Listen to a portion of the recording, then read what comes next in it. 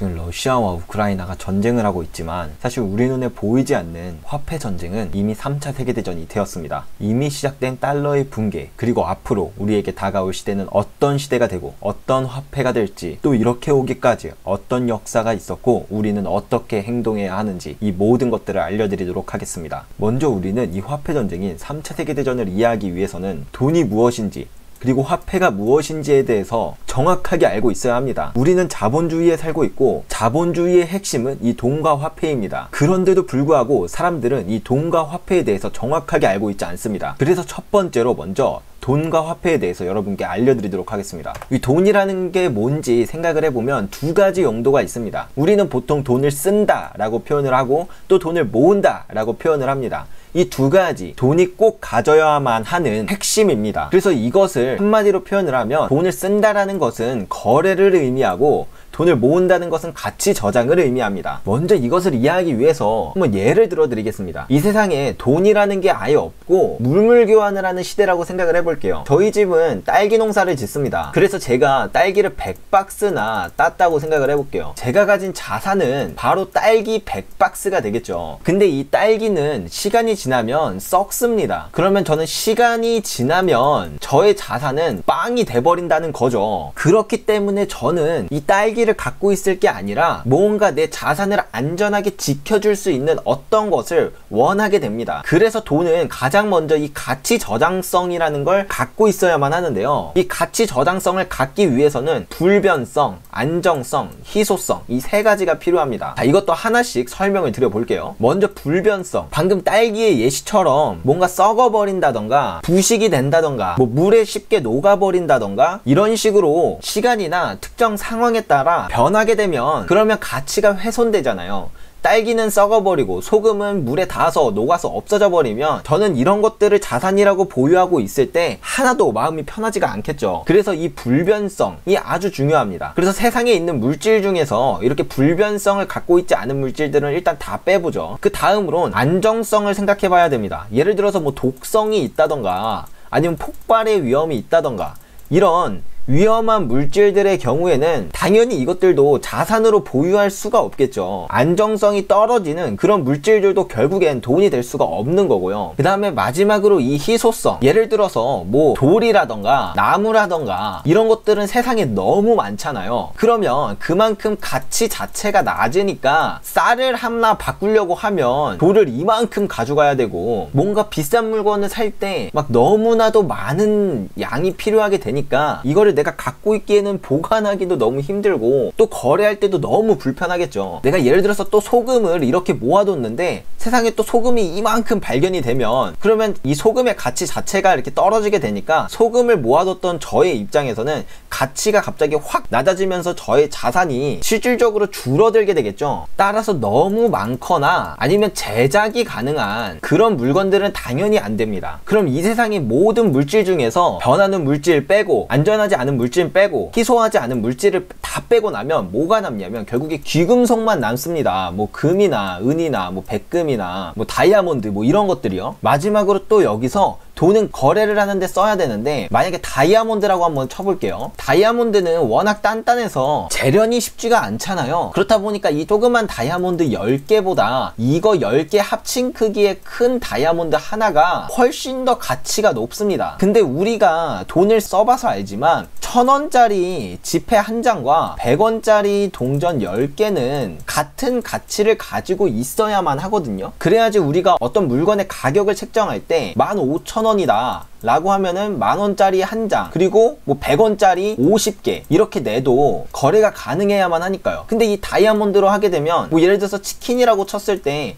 이 치킨은 몇 다이아몬드를 줘야 되는지 애매해집니다. 그래서 가격을 책정하는데 불편함이 있고 만약에 내가 거스름돈을 받는다고 쳤을 때 이 다이아몬드를 어떻게 쪼개주기가 얼마나 힘들겠어요. 그렇다 보니까 분할성이 뛰어나야 합니다. 근데 이제 백금이나 다이아몬드 이런 다른 귀금속들은 재련이 정말 힘들어요. 그렇다 보니까 이 세상에 있는 모든 물질 중에서 이 돈의 특성을 만족하는 유일한 물질은 금이었습니다. 그래서 기원전 3200년경 고대 메소포타미아와 이집트 시대부터 약 5000년 동안 금이 돈으로서 쓰였던 것입니다. 자, 다시 정리를 할게요. 돈은 뭐냐면 수많은 사람들이 거래를 하는 데 쓰고 또 가치 저장의 용도로 쓸 수 있는 것을 우리는 돈이라고 합니다. 근데 이 세상 모든 물질 중에 이 두 가지 조건을 충족하는 건 금밖에 없어서 5000년간 돈은 금이었다. 근데 이 금도 문제가 있습니다. 일단 이 금을 들고 다니는 것도 되게 무겁기도 하고 휴대가 좀 불편하잖아요. 근데 더군다나 이렇게 막 나라끼리 무역을 하고 그러면 이렇게 배로 실어서 옮기는데 이 배가 뭐 난파를 당해버리면 그 수많은 금들이 그냥 다 바다로 가라앉으면서 사라져 버리거든요. 이게 너무나도 큰 리스크인 거예요. 뭐 이런 것도 있고 뭐 아니면은 뭐 도둑들이 훔쳐갈 수도 있고 이런 다양한 위험 때문에 사람들은 이제 금을 안전하게 보관해줄 사람을 찾습니다. 그래서 금을 되게 안전하게 보관해주는 사람한테 내 금을 맡기고 그 다음에 이런 증서를 받는 거예요. 누구누구가 금 몇 킬로그램, 뭐 금 10kg 보관했음. 이거 가져오면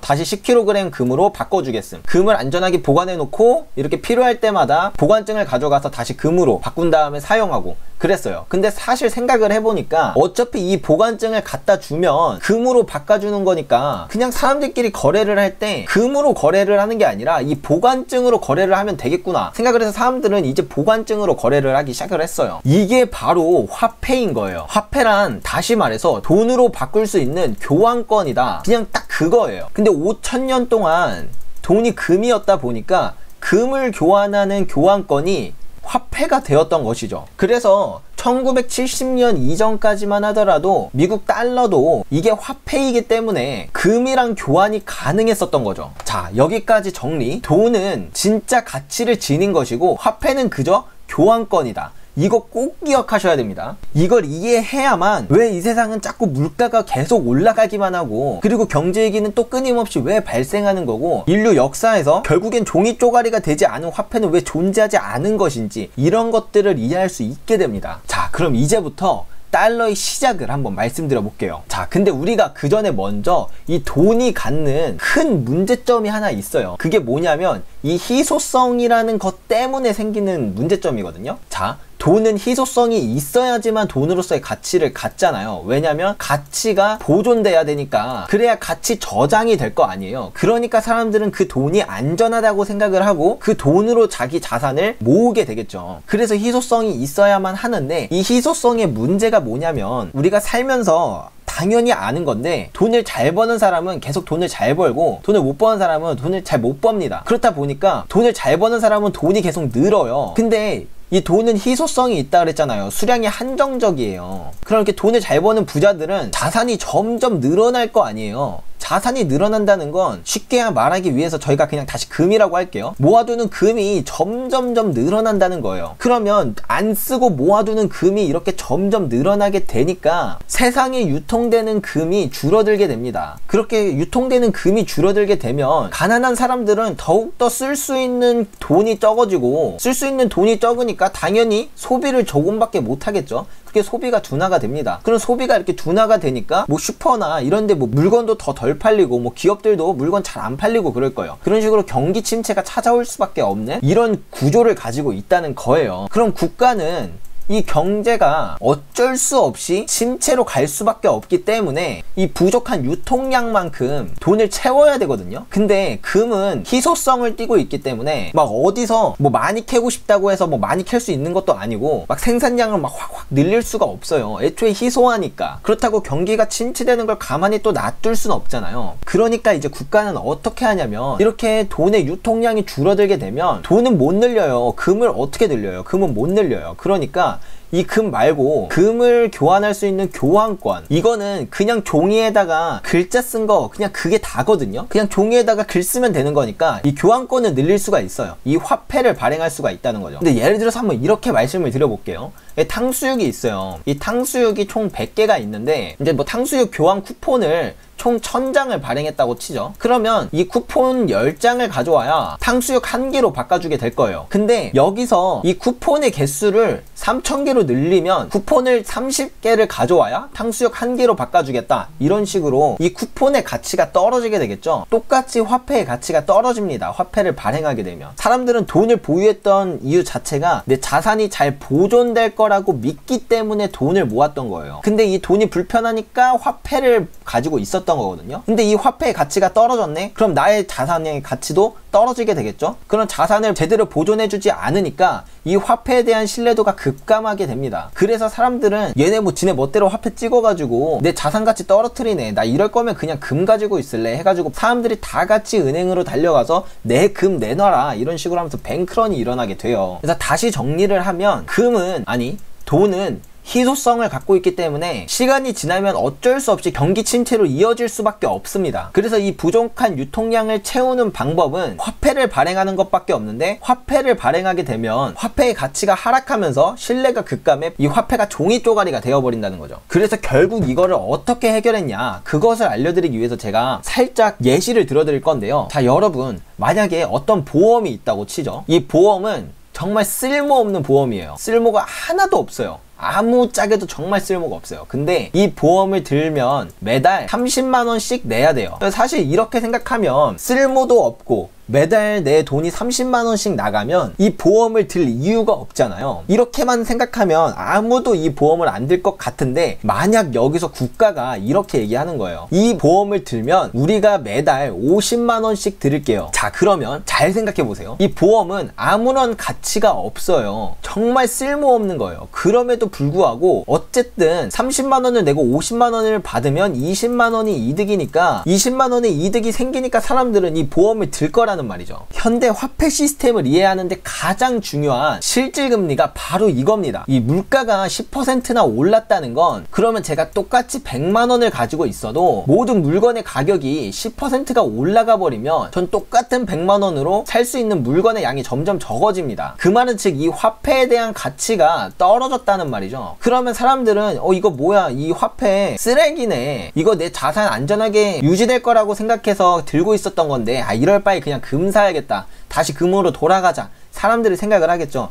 그러니까 국가는 어떻게 했냐면, 너가 이 100만원을 그대로 가지고 있으면 우리가 매년 20%의 금리를 줄게. 그러면 물가는 10%가 올라서 나의 자산 가치는 10%가 떨어졌지만 내 자산 자체가 20%가 늘어버리면서 실질적으로 나의 자산은 오히려 증가를 하게 되겠죠. 그러면 사람들은 여기서 화폐 가치가 떨어져도 신뢰도를 잃지 않습니다. 어차피 나한테 이득이 되니까 그냥 그 화폐를 그대로 갖고 있는다는 거예요. 그래서 이 뱅크런이 발생하지 않게 되죠. 자, 근데 이것도 문제가 있어요. 이 실질금리를 플러스로 유지하게 되면 사람들이 화폐를 안 쓰고 저축을 하려고 그래요. 왜냐면 저축을 해두면 금리를 받아서 나의 실질적인 자산이 늘어나니까. 그럼 사람들이 또 돈을 안 써요. 소비가 둔화되겠죠? 그러면은 이 물가가 상승하는 퍼센트가 점점 낮아지게 되겠죠. 물가 상승률이 점점 낮아집니다. 근데 여기서 내가 금리를 계속 그대로 유지하고 있게 되면은 이 실질적인 자산이 늘어나는 속도가 더 커지니까 저축량이 더 늘어나게 되겠죠. 그러니까 소비는 더 둔화될 거고, 그래서 금리를 같이 낮춥니다. 그래서 결론적으로는 이 물가도 계속 내려오고 금리도 계속 내려오면서 이제 결국에는 금리가 0이 될 때까지 내려옵니다. 그럼 이제 더 이상 내릴 금리가 없어요. 근데 그래도 화폐는 발행을 해야 되잖아요. 유통량이 부족하니까. 그럼 이제 물가는 오르는데 금리는 바닥인 이런 시대가 되는 거예요. 그러면 우리가 실질금리가 마이너스가 되면 사람들은 화폐에 대한 신뢰가 급감한다 그랬죠. 그래서 이 당시에 미국의 실질금리를 보면 1934년부터 마이너스에 빠져들게 되고, 그 다음에 추세적으로 하락해서 1947년까지 실질금리가 계속 하락하게 됐습니다. 그 말은 즉 화폐를 보유한 사람들은 오히려 자산의 가치가 줄어드는 시기가 되었다는 거죠. 그러면 이 화폐에 대한 신뢰도가 이제 깨져버리게 됩니다. 그래서 이때 1933년에 이 실질금리가 마이너스로 들어가고 나서 미국은 이제 첫 번째로 디폴트를 선언을 했어요. 그래서 이 당시의 대통령이었던 루즈벨트 대통령은 모든 은행들을 문을 닫아놓고 화폐로 금을 거래하는 것을 막고 또 금지했어요. 그리고 심지어는 금을 소유하는 것조차 불법으로 만들었거든요. 여기 보면 모든 사람들에게 보낼 것을 요구한대요. 골드 코인, 골드 불리언, 뭐 둘 다 비슷한 겁니다. 너네가 지금 소유한 그 모든 금들을 우리 국가 중앙은행에게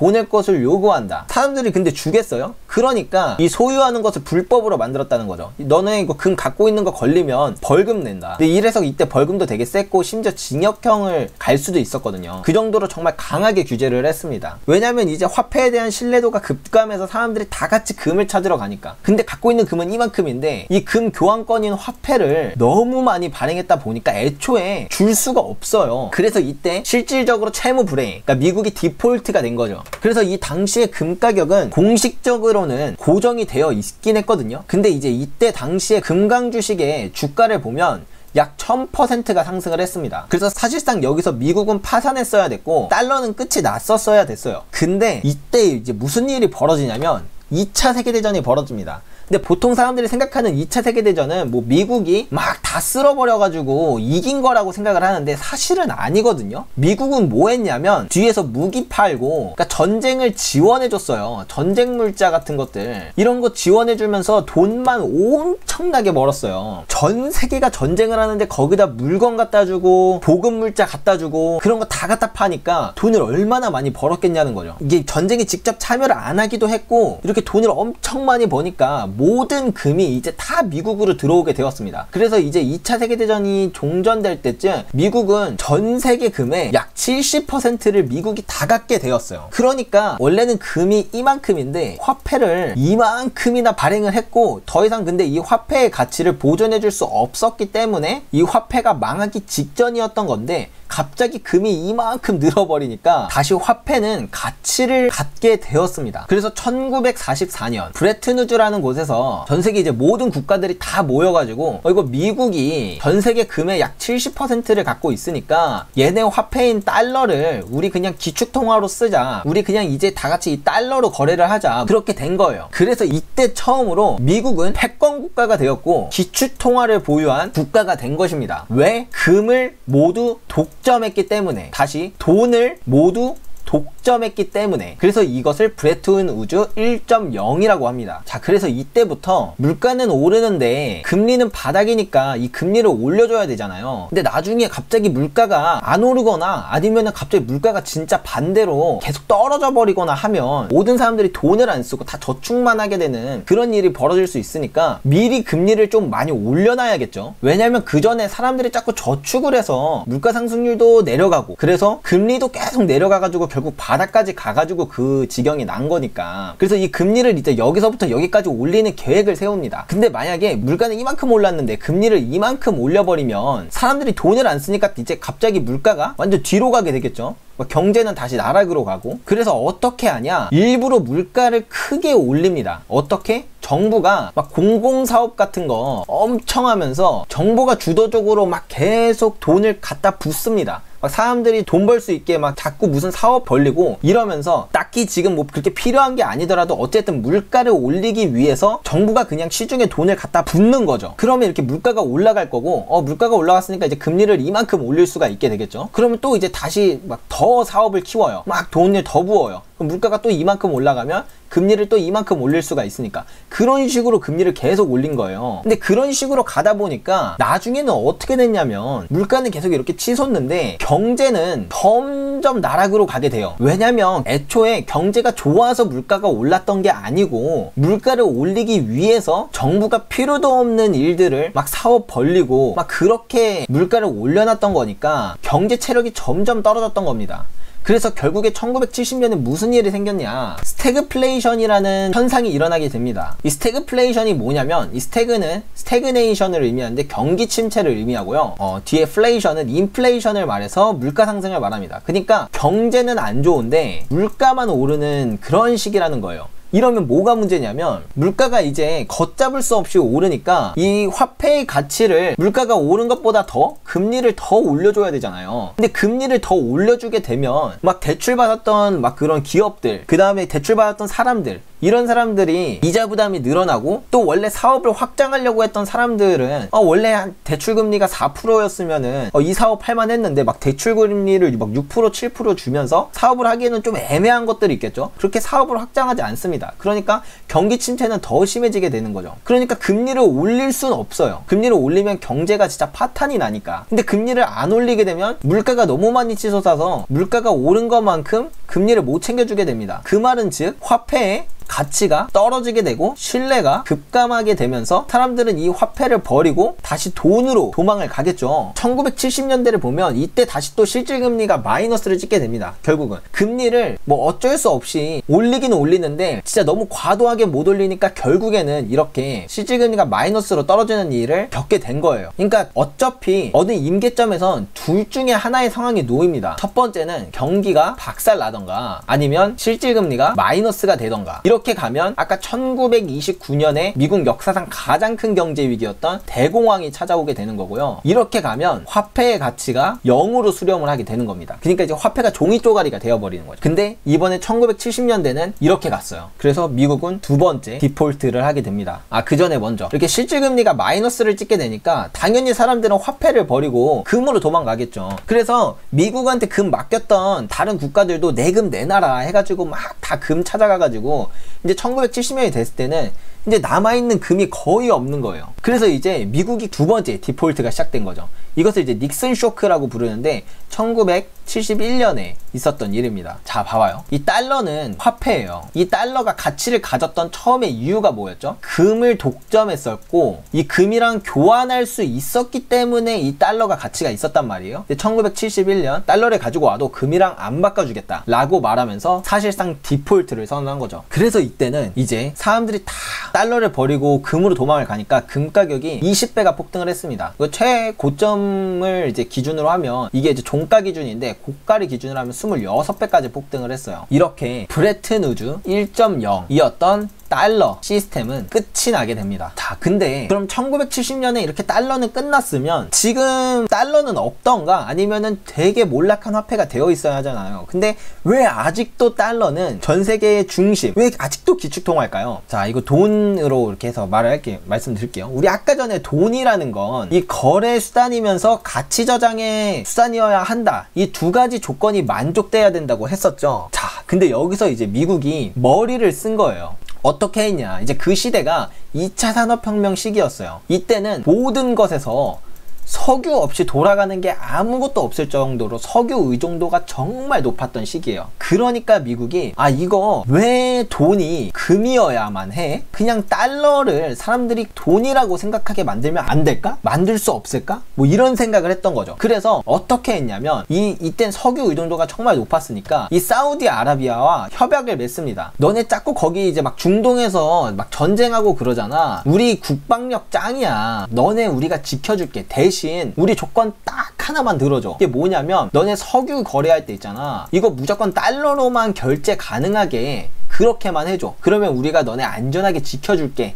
이렇게 한 거죠. 자, 그러면 잘 보세요. 달러가 있어요. 근데 전 세계는 석유 없이 돌아가는 게 아무것도 없어요. 모든 국가는 다 석유가 필요합니다. 근데 석유는 이 중동에만 집중되어 있죠. 그래서 이 중동의 석유를 미국이 국방력으로 지켜준다고 말함으로 이 석유를 오로지 달러로만 결제하게 해서 이 석유를 독점해 버렸어요. 이 시스템을 페트로달러 시스템이라고 말합니다. 자, 이렇게 되면은 모든 사람들은 석유가 필요하니까 어쩔 수 없이 달러를 사용해야만 해요. 자, 그러면 사람들은 어쩔 수 없이 무조건 달러를 사용해야만 하니까 거래의 수단이 됐죠. 이게 충족이 됐어요. 자, 근데 이제 이 가치 저장, 이게 문제인 거잖아요, 항상. 왜냐? 화폐는 계속 늘어만 나니까 부족한 유통량을 채우기 위해서 화폐를 계속 발행을 해야 되는데 그러면 화폐의 가치가 떨어지니까 가치 저장의 수단이 안 될 거잖아요. 근데 우리는 아까 전에 배워서 알다시피 이 실질금리라는 걸 이용하면 가능했다는 걸 깨달았잖아요. 물가가 10%가 올라요. 그러니까 화폐를 너무 발행해서 물가가 10%가 올라서 화폐 가치가 10%가 떨어져도 금리를 그것보다 뭐 11%, 12%, 막 20% 이렇게 더 쳐주기만 하면 사람들은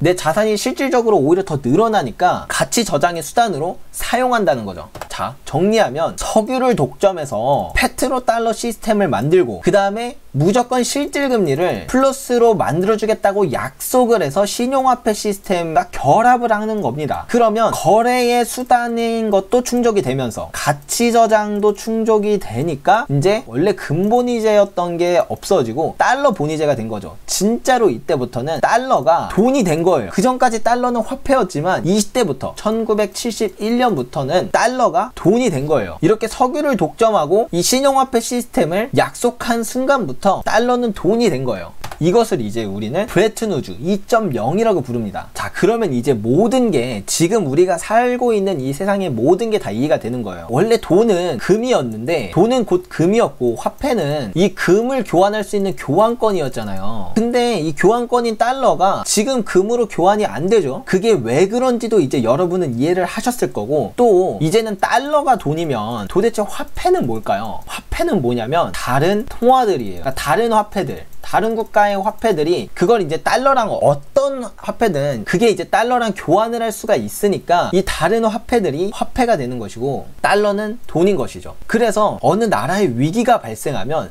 그 나라의 화폐 가치가 뚜두둑 떨어지면서 뭐 환율이 치솟잖아요. 왜냐면 달러는 가만히 있으니까. 예를 들면은 2008년 금융위기를 한번 생각해 볼게요. 이거 글로벌 금융위기잖아요. 글로벌. 그리고 이거 사실 미국에서 위기가 터진 거예요. 그 위기가 세계로 전파된 거고. 근데 사람들은 미국에서 위기가 발생했는데 사람들은 달러를 찾아요. 그래서 다른 나라의 국가들의 화폐의 가치는 푹푹 떨어지는데 오히려 달러로 도망을 가니까 달러 환율이 막 치솟았던 겁니다. 이제 이해가 되셨죠?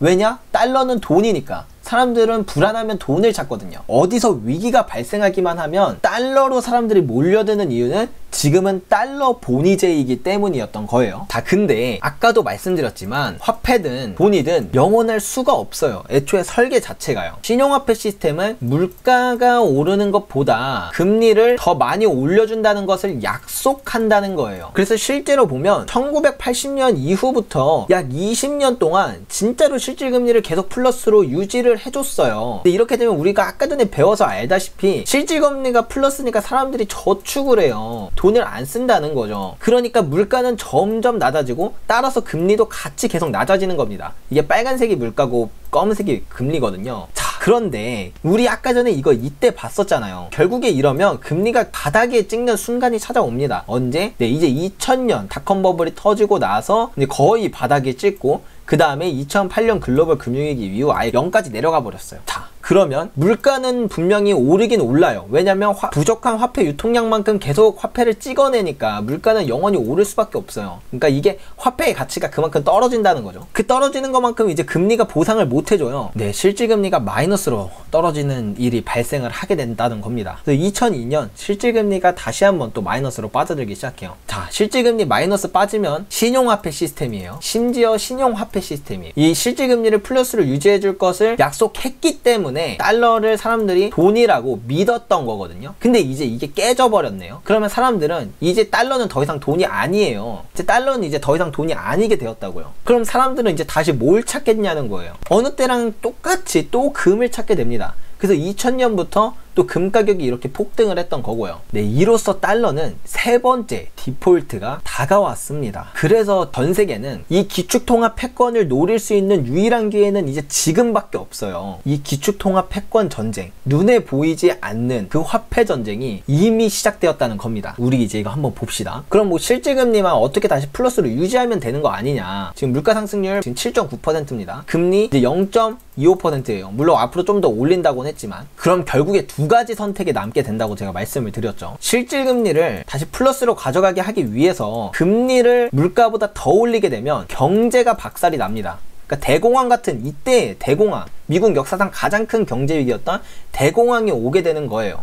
그러면 이렇게 하지 않고 그냥 일단 내버려 둔다. 실질금리가 마이너스가 되도록 그냥 내버려 둔다. 그럼 이제 1970년대처럼 이 화폐의 가치가 무차별적으로 떨어지게 되는 거고요. 그러면 이제 다시 석유 패권 뭐 또 해서 달러 본위제 하면 되는 거 아니냐. 아니면 다른 나라가 뭐 또 이렇게 비슷한 거 할 수 있는 거 아니냐. 근데 이제 세상이 좀 많이 바뀌었어요. 옛날에는 석유 의존도가 정말 높았지만 지금은 그것들이 좀 많이 전기로 대체가 되었거든요. 예를 들면 우리가 뭐 옛날에는 뭐 자동차도 다 기름으로 가고 보일러도 기름으로 돌리고 뭐 요리할 때도 뭐 가스레인지로 돌리고 하는데 이제는 뭐 인덕션으로 하고 전기 보일러 돌리고 전기차 가고 이런 식으로 충분히 전기로 대체할 수 있는 시대가 되어서 석유 의존도가 옛날만큼 높지가 않습니다. 그리고 여기에 사실 더불어서 요즘 기후 위기 때문에 더 이상 화석연료를 많이 쓸 수가 없어요, 전 세계가. 그리고 또 여기에 더불어서 미국이 석유를 독점했기 때문에 이 달러가 거래의 수단으로 사용이 되면서 이 돈으로서의 가치를 할 수 있었던 건데, 중국이 이제 위안화로 원유 결제를 하고 또 러시아는 가스를 루블로 결제를 받으면서 더 이상 이 석유에 대한 독점권을 많이 내려놓게 되었습니다. 자, 그럼 이제 결론적으로 지금 어쨌든 화폐 시스템이 바뀔 수밖에 없는 시기예요. 어느 나라가 됐든 어떤 방법을 쓰든 결국엔 바뀌게 될 거예요. 근데 그러면 결국엔 돈을 무엇으로 할 거고, 그때 화폐는 어느 국가의 화폐가 될 것인가, 이거잖아요. 근데 지금 돈은 금으로 가든지, 그 전에 하던 대로 금으로 가든지, 아니면 앞으로 모든 에너지는 다 전기 에너지로 바뀔 것이기 때문에 이 전기를 독점하든지, 이 둘 중에 하나가 돈이 될 겁니다. 그리고 그걸 담보로 한 화폐가 기축통화가 되겠죠. 그것이 이제 브레튼 우즈 3.0입니다. 근데 이제 봅시다. 이렇게 전 세계 중앙은행들이 이제 달러 본위제가 되면서 금을 굳이 갖고 있을 필요가 없어졌어요. 그래서 금을 계속 내다 팔다가 2008년 글로벌 금융위기 이후 금리가 0%로 내려가고 더 이상 실질금리를 플러스로 유지할 수 없는 때가 오게 되니까 전 세계 중앙은행들은 금을 모으기 시작했습니다. 금을 다시 늘려서 이제 44년 만에 최고치를 갱신했어요. 그리고 여기서 가장 핵심이 중국인데요. 사람들이 잘 몰라서 그런데 금 생산량 1위 국가가 바로 중국입니다. 공식적으로요. 세계에서 금을 가장 많이 생산하는 게 중국인데, 이 중국이 2008년부터 금을 수출을 전혀 안 해요. 거기다가 플러스 알파로 해외에서 금을 자꾸 삽니다. 그래서 지금 중국이 보유한 금이 최소 2만 톤이라고 하거든요. 자, 이게 어느 정도냐면 옛날로 돌아가 볼게요. 미국이 2차 세계대전에서 엄청나게 금을 많이 모아서 전 세계에 있는 금을 다 쓸어 모았죠. 그게 2만 톤이었습니다. 그러니까 중국은 지금 전에 미국이 기축통화 패권을 가져갔을 때만큼 금을 가지고 있다는 거예요. 그럼 이 중국이 준비하는 건 당연히 뭘까요? 당연히 근본위제죠. 금을 독점을 했으니까, 금을 우리가 거의 독점을 했으니까 이 다음 화폐 시스템에서 이 근본위제로 나아가려고 하는 겁니다. 근데 어차피 이 금을 독점하든 전기를 독점하든 둘 중에 하나를 독점해야만 기축통화가 될 수 있거든요. 근데 전기를 어떻게 독점하냐는 거죠. 뭐 전 세계에 있는 모든 발전소랑 발전소를 싹 다 뭐 매입해버리는 방법을 뭐 쓰지 않는다면 전기를 독점하는 건 사실상 불가능에 가깝잖아요.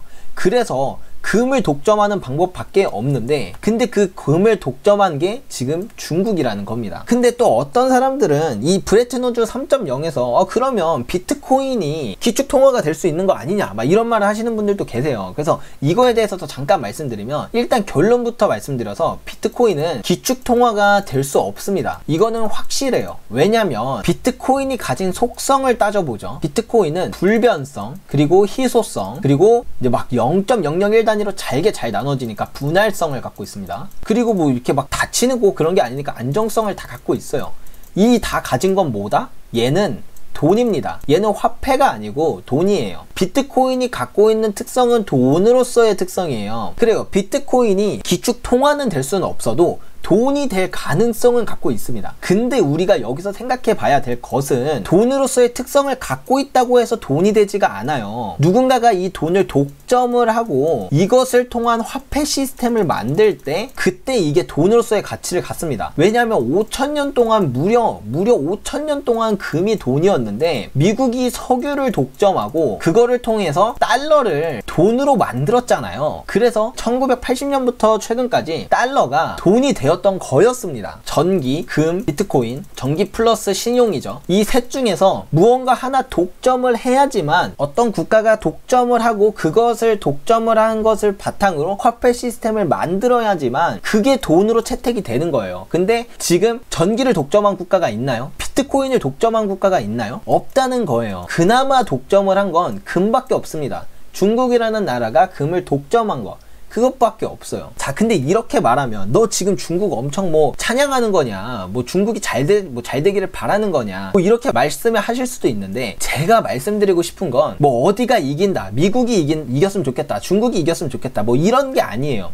제가 말씀드리고 싶은 건 감정은 사람한테 있는 겁니다. 돈에는 감정이 없어요. 우리 이거 진짜 제대로 기억하셔야 됩니다. 전쟁이 나잖아요. 수많은 사람들이 피를 흘리고 죽는 그 전쟁이 발생을 해도 돈은 무기를 만드는 기업, 전쟁 물자를 만드는 기업으로 돈이 들어간다는 거예요. 야, 네 사람들이 전쟁 때문에 죽어나가고 있는데 너 지금 무기 만드는 기업에 투자를 하는 게 말이 돼? 이러한 감정은 사람한테 적용이 되는 거지 실제로 돈은 그런 감정이 없기 때문에 그냥 움직일 뿐입니다. 우리가 맨 처음으로 돌아가서 사람들이 왜 돈을 자꾸 찾나요? 왜냐면 나의 자산을 지키고 싶으니까. 근데 돈에는 감정이 없다 그랬죠. 그러면 자산을 지킬 수 있는 게 무엇이든 간에 사람들은 글로 이동을 하게 되어 있다는 거예요. 그래서 이 돈의 특성을 갖고 있는 자산을 독점한 국가의 화폐로 모든 돈들은 이동을 할 수밖에 없게 됩니다. 그냥 이거는 인간의 본성이고 인류의 역사예요. 심지어 비트코인은 뭐 중국, 인도, 러시아 유럽에서도 다 퇴출하는 분위기죠. 독점을 안 한 것뿐만 아니라 오히려 이 기축통화 패권, 이 화폐 전쟁에서 비트코인은 굳이 쓸모가 없다고 느낀다는 거죠. 이 국가들은. 그러니까 사람은 뭐 괜찮다고 느낄지 모르겠는데 우리는 국가의 입장에서 보는 거잖아요. 모든 화폐는 국가 시스템에서 만들어지니까요. 이 국가는 기축통화 시스템을 원하는데 그러기 위해서 돈을 독점해야 되고 그 돈을 독점하고 기축통화 패권을 만드는데 비트코인은 쓸모가 없다, 필요가 없다 라고 생각을 한다는 겁니다. 그럼 이제 다시 선택지가 이 두 개로 다시 좁혀지는 거죠. 금이냐 전기냐, 무엇을 독점할 수 있냐, 어떤 것이든 독점하는 국가로 모든 돈은 움직이게 되어 있습니다. 그러면 너는 여기서 금이 이길 거라고 생각을 해서 베팅을 하는 거냐, 또 이렇게 생각을 하실 수 있는데 그게 아니에요. 여기서 핵심은 금이 이기건 뭐 전기가 이기던 이런 게 아니라는 겁니다. 뭐냐면 자, 우리가 아까 전에 생각을 해보죠. 대공황이 발생하고 나서 브레튼 우즈 시스템이 됐어요. 근본이제가 채택이 된 거죠. 금이 이겼어요. 뭐 애초에 이땐 딴 게 있지도 않았지만 금이 이겨서 근본이제가 됐어요. 그때 금 가격이 엄청나게 올랐잖아요. 근데 이게 아니고 금이 졌던 때, 석유를 독점해서 금이 졌던 때 이때도 금 가격은 올랐다는 거예요. 그러니까 이런 화폐 전쟁의 시기, 이 화폐 질서가 바뀌는 이 시기에서는 우리가 금으로 피신을 해야 된다는 겁니다. 뭐가 이기고 말고 이럴 게 아니라 누가 이길지 베팅을 하는 게 아니라 우리는 금으로 피신을 가 있어야만 한다는 거예요. 쉽게 말해서 골드러시 때 돈을 번 건 금을 캐러 간 사람들이 아니에요. 이 금 캐러 간 사람들한테 곡괭이를 팔고 삽을 판 사람이 돈을 번 거거든요. 전쟁도 마찬가지로 전쟁을 하는 국가들이 돈을 번 게 아니에요. 이 전쟁을 하는 국가들한테 무기를 팔고 그런 보급품을 판, 그런 전쟁 물자를 판 사람이 돈을 번 거죠. 마찬가지로 우리는 누가 이길지, 뭐 이 전쟁을 하는데 누가 이길지에 베팅을 할 게 아니라 이 전쟁을 하는 과정에서 필연적으로 사람들은 피신 갈 곳이 필요한데 그게 금이기 때문에 우리는 이곳으로 피신을 먼저 가 있으면 된다. 이미 시작이 됐기 때문에 피신을 가야 한다. 이렇게 말하는 게 제가 여러분들께 꼭 드리고 싶은 이야기입니다. 여러분, 전쟁은 이미 시작됐습니다. 실질금리 마이너스 빠져들고 정말 오랜 기간 되었고 여러분도 다 보셨잖아요. 왜 러시아가 자꾸 지금 근본이제 한다 그러고 중국이 왜 이렇게 많은 금을 모으고 있고, 그리고 그 둘뿐만 아니라 왜 전 세계 중앙은행들은 계속 금 보유량을 늘려서 44년 만에 최고치가 되었을까요? 전쟁은 이미 시작됐기 때문이에요. 여러분들은 어떤 선택을 하시겠나요? 사실 이 영상을 제 유튜브 채널 시작하면서부터 만들고 싶었지만 정말 많은 고민을 했습니다. 너무 충격적인 내용이고 또 이 얘기를 했을 때 정말 사람들은 받아들일 수 있을까? 정말 받아들이려 할까? 그 고민 때문에 너무 늦어지게 되었지만 정말 지금이라도 이 영상을 만들어 놓지 않으면 제가 너무 후회할 것 같았어요. 그래서 이렇게 영상을 만들게 되었는데 정말 이게 충격적인 내용이 맞습니다. 맞는데 여러분들에게 그 충격이 제대로 전달이 됐는지 모르겠네요. 하필 제가 지금 또 책 출판을 준비하고 있어서 정말 맨날 잠도 못 자면서 바쁘게 책을 쓰고 있다 보니까 유튜브 영상을 만들 시간이 정말 없었어요. 그렇기 때문에 이렇게 정말 길고 또 많은 준비가 필요한 영상을 만들기는 너무 힘들어서 몇 번을 만들려다가 그냥 말았긴 했었는데 어떻게 그래도 영상을 만들게 되었습니다. 여하튼 이 영상이 정말 여러분들이 지금 어떤 판단을 내리시는데 아무것도 안 하는 것도 선택이거든요. 원화라는 자산에 베팅을 한 거니까. 뭐 어쨌든 여러분들은 지금 아무것도 안 해도 결국에 어떤 선택을 하게 되는 그 순간이기 때문에 어쨌든 그게 무슨 선택이든 간에 여러분들의 선택에 정말 조금이나마 도움이 되었 있기를 바랍니다. 저는 사실 정말 많은 사람들이 이 영상을 봤으면 좋겠어요. 근데 이게 영상 내용도 워낙 길고 사실 좀 어려울 수 있는 내용이고, 그렇다 보니까 솔직히 조회수가 얼마 안 나올 거라고 생각을 해요. 스스로도 알고 있지만, 그래서 조회수도 얼마 안 나오고 준비하는데도 시간 엄청 걸리는데 또 괜히 아직 준비도 안 된 분들에게 너무 큰 혼란을 드리는 게 아닐까, 이런 생각이 들어서 그동안 못 만들었었지만, 그래도 제가 이 영상을 만들고 또 이렇게 업로드 하는데 이게 정말 의미가 있었으면 좋겠네요. 많은 분들의 선택에 도움을 드릴 수 있게 되어서 이게 정말 유의미했으면 좋겠다 라는 딱 한 가지 소망이 있습니다. 뭐 여하튼 마지막에 너무 말이 길어졌는데 영상 끝까지 시청해 주셔서 정말 감사드리고요. 얼른 또 책 출판을 마무리하고 여러분들과 더 자주 소통할 수 있게 빨리 오겠습니다. 감사합니다.